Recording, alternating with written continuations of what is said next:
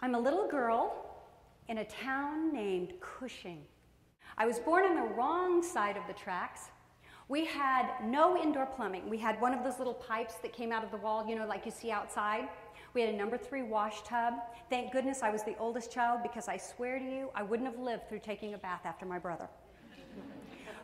But on our street, no one had indoor plumbing. So I didn't know we were poor. In fact, when we moved into our house, our old outhouse was falling down, and my dad, he was somewhat of a carpenter. So my sister and I were scared to go outside, go potty together, so he built a 2-holer. Now you guys, if everybody on your street has an outhouse and you have the 2-holer, are you rocking and rolling? I mean, we were something on our street. And it wasn't until I got into 1st grade that I realized, oh my gosh, there's this thing called indoor plumbing. I'll never forget the first time that I flushed a toilet. Now, you say, how can that happen? Well, number 1, I'm old. Number 2, when we were very poor, so we didn't go out to eat. We didn't go to restaurants and those sorts of things because we just simply didn't have the money to do it. So really, school, kindergarten was my very first, I say 1st grade, but kindergarten was my very first exposure to indoor plumbing. I also learned some other things. There were other things that people had that I didn't have, like clothes. I had 2 outfits and I had to rotate them, but other kids had things for every day, and some girls had things like, I don't even know if my house was as big as their closet, you know, because they had dresses or outfits for all kinds of times. And it was a very trying time for me in 1st grade because I wanted to be like everybody else. But my teacher was really nice, and I was kind of smart, and she let me stay after and help clean the blackboard, so I was okay. The last day of school, 1st grade, they had been building a gym. Now, keep in mind, I've never been in a new building in my entire life, but on the last day of school, 1st grade, they're going to let us line up and go into this gym. So we're going to get to see this building for the very first time. I'm so excited. She has us take off our shoes. Now, keep in mind that my mother bought us a pair of very inexpensive 5-and-dime tennis shoes, and when you wear them all year and it's the end of school, are you imagining the shape that those tennis shoes are in? So I slipped the tennis shoes off my feet, and as we walked into the gym, there was this beautiful brown tile. And it was so shiny, I could see my reflection. It could have been Taj Mahal to me, because it was the most beautiful thing I had ever seen. And I stepped so carefully, and everywhere I placed my feet, the ammonia on my feet, because my shoes were literally rotting off of my feet, took up the wax.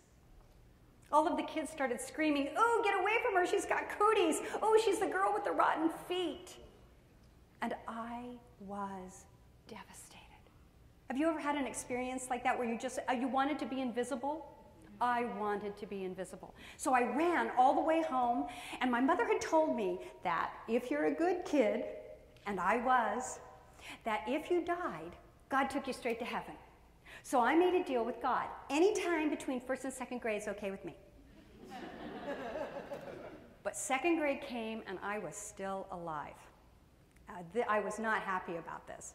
My mom sent me to school, and I became one of those kids that slid into the classroom, put their head down, went to the very back seat, and sat down, and all I wanted to do was be invisible.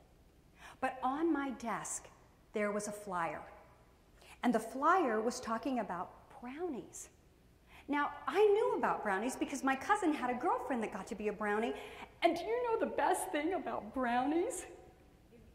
They got to wear uniforms. If I could have a uniform, I would look like everybody else. Oh my gosh, are you kidding me? This is the answer. So I folded up the flyer and I put it in my little blouse, and I couldn't wait till the bell rang, and I ran home. And as I ran home, I broke through the door, and there was my mother, and I handed her the flyer. And she unfolded it and looked down at it, took a couple of steps back, and sat down and started to cry. And she said, "Dawn, darling, we don't have money for food, let alone a brownie uniform and dues. I just don't know how this could happen." Well, my dad came through the door about that time, and my dad was a very troubled man.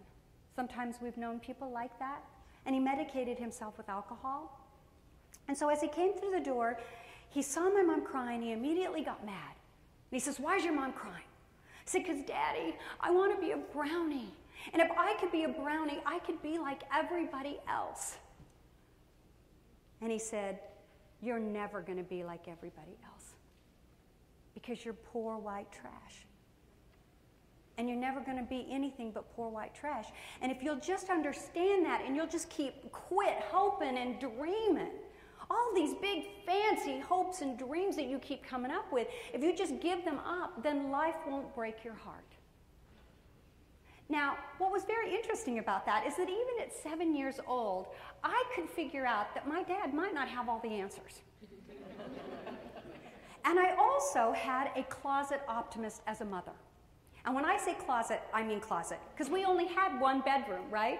So I would want to stay up. I was the oldest. I would want to stay up and read with her. So she would literally take me into the closet because my little brother and sister were asleep, and we would read by flashlight, and we would read this book that had all kinds of positive poems and stories and talked about miracles, and we'd read the Bible. And so as soon as my dad left the room, she grabbed my arm and she said, "Dawn, miracles do exist. We read about them in the Bible. We've read about them in books. And if they can exist for other people, they can exist for you. Now, hope is the poor man's bread you eat up. I don't know how, but you got to believe in something, right? You might as well believe in that a miracle could happen for you." So I went to second grade the next day, and my teacher gave us assignment. And the assignment was to write about our favorite color. Now, my friends, they were writing about pink and green and blue. Not me. I wrote about brown. And I said brown was colored the dirt. And, you know, trees grow in the dirt and they have fruit on them. And brown was the color of soil, and you can grow vegetables in the ground. And that brown was the color of the most wonderful organization in the whole world, the Brownies. But that I wasn't going to get to be one because we didn't have any money. Well, 1 week later, my teacher invited me into her office. There was a box on her desk. She kept apologizing that, "Don't get too excited, it's not new."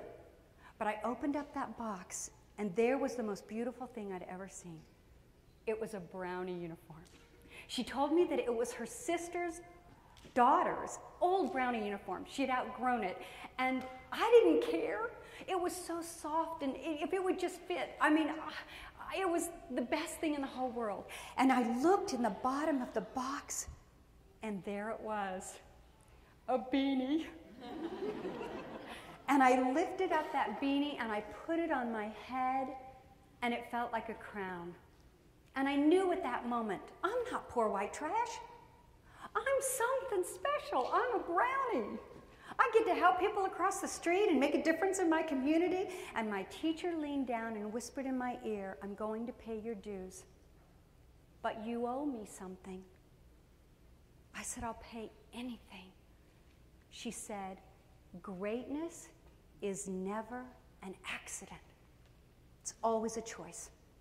And what you owe me is to choose to be great and teach everybody that you come in contact with to be great as well."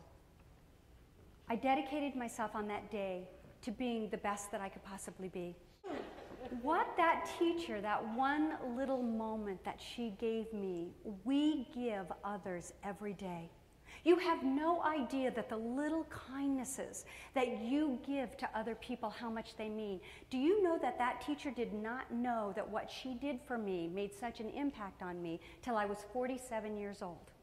I'd written that story, and Jack Canfield and Mark Victor Hansen from Chicken Soup called me and said, "We have to have your Brownie story for our book." And I said, "Well, you can't publish it until I find the teacher, because honestly, she helped change my life with her kindness, but I didn't know her name." How many of you can think of people that have really helped change your life with their kindness, but the details weren't important? You were still transformed. So I had to hunt this teacher down. When she taught me, it was her first year. When I found her 40 years later, it was her last year, the year she was going to retire. And she had no idea what a difference that she had made. So I want all of us to remember tonight, that the first thing we need to teach our children is that the difference that we make in other people's lives is the most valuable thing on this planet.